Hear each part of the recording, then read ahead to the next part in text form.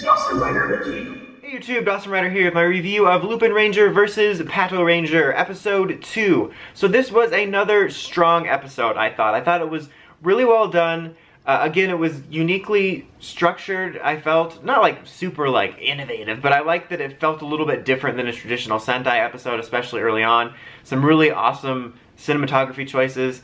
And I like that this episode can kind of feel like, if you were to watch episodes 1 and 2 together, it would feel sort of like an hour premiere. Not perfectly, but it would feel like that. But it also functioned well with 1 as the pilot, and this is a good follow-up. And it's funny because it did take a turn I didn't expect in terms of, you know, John Raphael just showed up and was like, brr, brr, brr, brr. No, I'm just kidding, that didn't happen. Or did it? Who knows, maybe on Earth 2. Anyway, I don't know where I was going with that. In that I thought, like last week's episode, even though I thought they did a good job of balancing it to where I didn't feel the Patrangers were super in the background, it was like primarily Lupin focused. I felt it was like 60-40. And so I thought this week was going to be Patrangers week, where we spent more time with them, and then the Lupin Rangers took the 40%. But this, it kind of remained Lupin focused, largely. But again, I think they did a pretty solid job of not making me feel like the Patrangers were shoved in the background. Like, for example, there was a couple episodes during Kyuranger when they split the team in two, and you would have, like, the A team was the focus, and then we had about 2 short scenes with the B team to sort of set their story up for next week when they would become the primary focus. And that's not a bad thing. I could totally even see Pato versus Lupin doing that later, honestly. I could see a Lupin or Pato focused episode with the others in the background. But I'm just talking about for early on, I think it was important that I didn't feel like they were the B team that got 2 scenes. And I never felt like that in either episode. But I was surprised that this episode felt still primarily Lupin focused. The Patrangers got a good opportunity to shine in terms of their stuff. You know, we got to see their transformation sequence, which was really cool. I think I like it a little more than Lupin's in a way. Like, I like theirs a little more in the transformation aspect, just because I like the armory bits coming on, and they also have the tie, except it's not a bow tie, it's just a tie. But I like the roll call of the Lupins better with like the wanted sign. I don't know. They're almost pretty equal. But we got to see that. You know, we got to see their little weapon gear. So it was kind of, oh, and they're obviously their fusion form. They did the fusion dance, and I like the way that was done. Like, first of all, I like that that's their finisher. But I also like that it's kind of the opposite of where it usually happens when a transformation or something like that happens and like they're freaked out and then they get it together. I like that they got down to business, blew up the monster, and then they freaked out. I thought it was, I don't know, I enjoyed the scene. But so yeah, their focus was primarily on showing them their stuff off. You know how it is. And a little bit into, excuse me, I got burp, I had a herp there. That sounded, nope. Anyway, that was good. Anyway, I got distracted by myself. A little bit about their motivations, because Lupin Red, again, I'm just going to use their Ranger names until I learn their names sometime in 2019.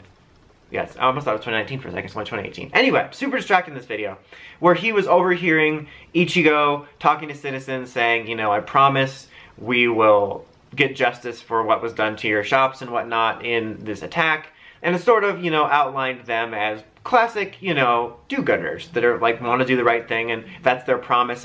But it's funny because even though I think that was actually kind of well done in the sense that we got a feel for the Patrangers' motivations, or at least Ichigo's. I assume the others are on the same line, at least in terms of that. But it was primarily actually used as a device to have us learn more about the Lupin Rangers. So that was well done in that it made me feel like the Patrangers were present, but made it more Lupin focused, because that was sort of the catalyst for a flashback, which is what I feel made this episode more primarily Lupin focused, which was we learned about last week.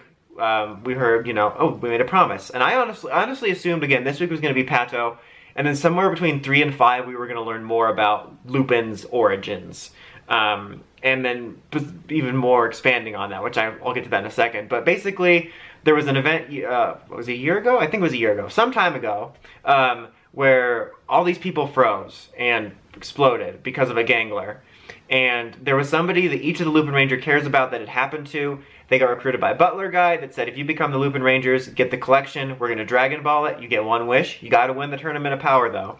And then these people will be back. So they're personally motivated, and it showed them making that promise that, you know, if any of us are defeated, the remaining member or members will carry out the goal so that we can bring our friends back. And I think it was Red was his brother, I think Blue's was a fiance or a wife. I'm gonna assume fiance because there's been very few married Sentai heroes that I can remember off the top of my head. And Yellow's, I might have missed it, but I didn't see, I mean, I saw who it was, but I didn't pick up any clear indication of, is it a sister, girlfriend, friend, mother that's never ages because she's a vampire? We don't know. But so, yeah. And I really like that, because this episode distinctly set up that, I mean, we're going to learn probably more about the Patrangers, but sort of generally set up that the Patrangers are more generally justice motivated, you know, and whereas the Lupin Rangers are not bad people, but they're personally motivated, which is not a bad thing. But then, via Lupin Red, they showed when they were fighting the Gangler at the end, they achieved their goal to get the Lupin collection, but they weren't going to stand in the way of the Patrangers because Lupin Red acknowledged, you know, they have good intentions. We don't need to get in their way. I thought that was a good way of showcasing that the Lupin Rangers aren't wholly selfish. Like, they're not like, want to bring back my friend, don't even care about you randos. Like, they're just singularly focused, but they're not apathetic. I thought that was a good way of differentiating them.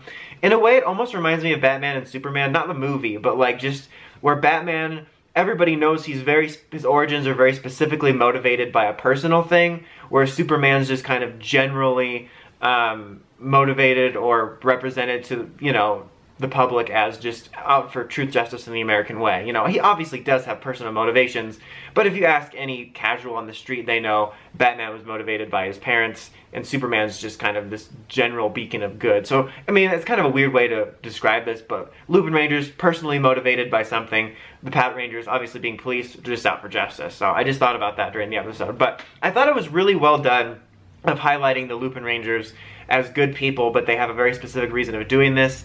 The fight was really cool with them, where they like handcuffed him sort of with their weapons, and they broke into his little safe. It was very sleek, I thought. There was also a really cool chase fight scene between the Dial Fighters, which I keep calling lock vehicles, because it makes sense. I'm like, there's a lock on top of it, it's a vehicle. Lock vehicles confirmed. And also Gaim. At least it wasn't the Beat Riders. But there was a cool chase fight scene at the beginning that showcased them. I really like the cockpits, how they are like kind of bikes, and then when they become Megazords, they kind of go back into a traditional seat. It's really cool. But it was a really cool, unique fight scene to show off the things that the vehicles do, and also just a unique change up from the usual formula. And then at the end, we did get our first full-on Mecha debut. Good Striker debuted for Yugo, the triple form. But it was also obviously used for the Mecha. In a way, I kind of wish they had saved the Mecha for next week. But if next week's more Patranger focused, then I think I'm okay with it, because then these two episodes were more about Lupin Rangers. So it felt a little rushed, but kind of like something I said with Build this week. Even though I might have paced it a little bit better, it wasn't something detrimental. Like, there's been far worse rushed introductions, and it was a good way of showing off, like, hey, Good Striker is a double agent. Not like deviously, but he'll work with both of them. And it was cool seeing Lupin Kaiser. It was also a really unique, cool fight.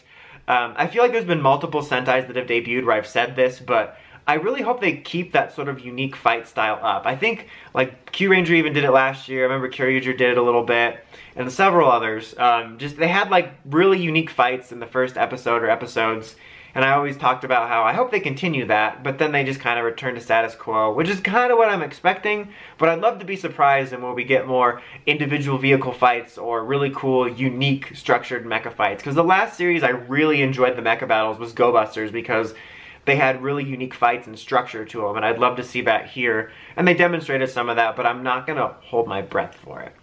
But yeah, this was overall a good episode. As for who is the team of the episode, I am going to give it to Team Lupin for this episode. I'm still overall Team Lupin, but I think Team Lupin gets this episode.